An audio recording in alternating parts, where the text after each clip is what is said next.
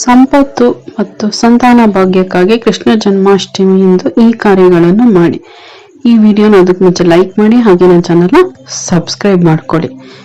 ಶ್ರೀಕೃಷ್ಣನ ಆರಾಧನೆ ಮಾಡುವವರಿಗೆ ಕೃಷ್ಣ ಜನ್ಮಾಷ್ಟಮಿ ಇನ್ನೂ ವಿಶೇಷವಾಗಿರುತ್ತದೆ. ಈ ದಿನ ಕೃಷ್ಣ ಜನಿಸಿದ ದಿನ. ಶ್ರಾವಣ ಮಾಸದ ಕೃಷ್ಣ ಪಕ್ಷದ ಅಷ್ಟಮಿಯಂದು ಶ್ರೀಕೃಷ್ಣನ ಜನ್ಮದಿನವನ್ನು ಆಚರಿಸಲಾಗುವುದು.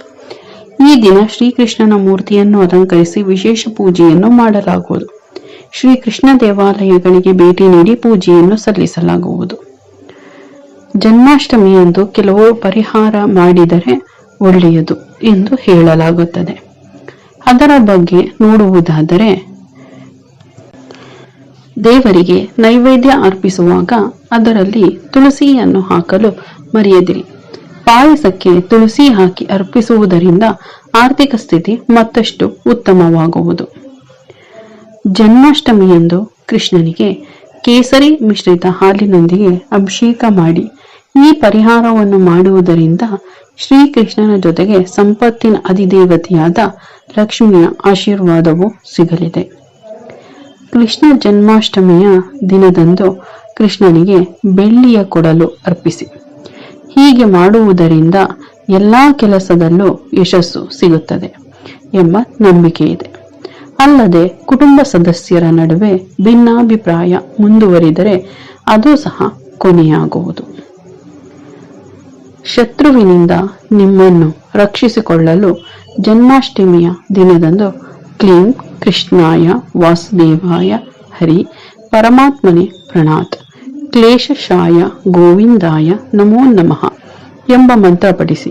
ಇದರಿಂದ ಶತ್ರುಕಾಟ ಕಡಿಮೆಯಾಗುವುದು.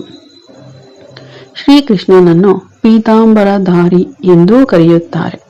ಕೃಷ್ಣ ಜನ್ಮಾಷ್ಟಮಿಯ ಪೂಜೆಯ ಪೂರ್ಣ ಫಲವನ್ನು ಪಡೆಯಲು ಹಳದಿ ಬಣ್ಣದ ಬಟ್ಟೆಗಳನ್ನು ಧರಿಸಿ ಮತ್ತು ಹಳದಿ ಹಣ್ಣು, ಹಳದಿ ಹೂ, ಹಳದಿ ಸಿಹಿಯನ್ನು ಶ್ರೀಕೃಷ್ಣನಿಗೆ ಅರ್ಪಿಸಿ.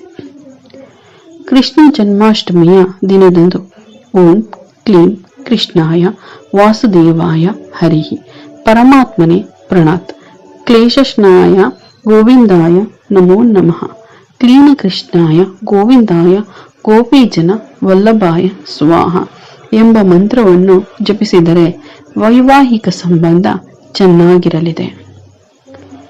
ಜನ್ಮಾಷ್ಟಮಿ ದಿನದಿಂದ 27 ದಿನದವರೆಗೆ ಪ್ರತಿದಿನ ಶ್ರೀಕೃಷ್ಣನ ದೇವಾಲಯಕ್ಕೆ ತೆಂಗಿನಕಾಯಿಯನ್ನು ಅರ್ಪಿಸಿ. ಸಂತಾನ ಭಾಗ್ಯಕ್ಕಾಗಿ ಸಂತಾನ ಗೋಪಾಲ ಸ್ತೋತ್ರ ಪಠಿಸುವುದು ಒಳ್ಳೆಯದು. ಶ್ರೀಕೃಷ್ಣನ ಕೃಪೆಯಿಂದ ಶನಿ ದೋಷಕ್ಕೆ ಕೂಡ ಪರಿಹಾರ ಸಿಗುವುದು. ಶನಿಯ ಸಂಖ್ಯೆ ಕೂಡ 8. ಆದ್ದರಿಂದ ಅಷ್ಟಮಿಯಂದು ಶ್ರೀಕೃಷ್ಣನ ಆರಾಧನೆ ಮಾಡುವುದರಿಂದ ಶನಿ ಕಾಟ ಕಡಿಮೆಯಾಗುವುದು. ಈ ವಿಡಿಯೋ ಬಗ್ಗೆ ನಿಮಗೆ ಏನನ್ನಿಸ್ತು ಅಂತ ಕಮೆಂಟ್ ಮಾಡಿ ತಿಳಿಸಿ. ಹಾಗೆ ಈ ವಿಡಿಯೋ ಇಷ್ಟವಾಗಿದ್ದಲ್ಲಿ ಲೈಕ್ ಮಾಡಿ, ಶೇರ್ ಮಾಡಿ ಹಾಗೂ ನನ್ನ ಚಾನಲನ್ನು ಸಬ್ಸ್ಕ್ರೈಬ್ ಮಾಡಿ. ಧನ್ಯವಾದಗಳು.